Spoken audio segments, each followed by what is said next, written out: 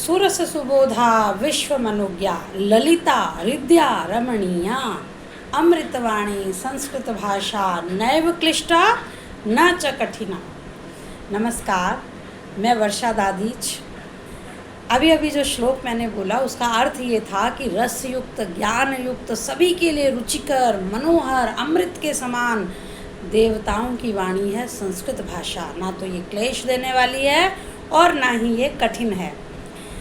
मैं उम्मीद करती हूँ कि मेरी जो पिछली सीरीज़ थी श्रीमद् भगवद गीता, जिस तरह आप लोगों ने मुझे उसके लिए स्नेह और प्रेम दिया, उसी प्रकार मेरी ये नई सीरीज़ वर्ड्स एंड वाणी, इसे भी आपका स्नेह अवश्य मिलेगा।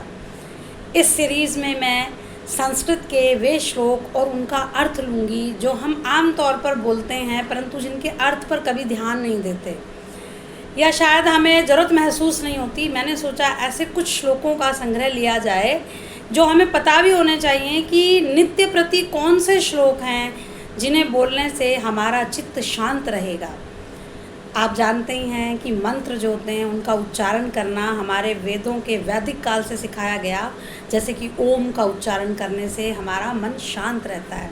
इसी प्रकार संस्कृत जो हमें है, अमृतवाणी संस्कृत भाषा का उपयोग हमें अवश्य करना चाहिए अपने डेली रूटीन में।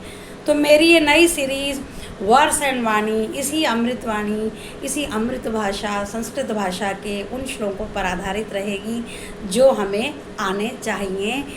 तभी हम कह सकते हैं कि हाँ, हमने भारतवर्ष में जन्म लिया है।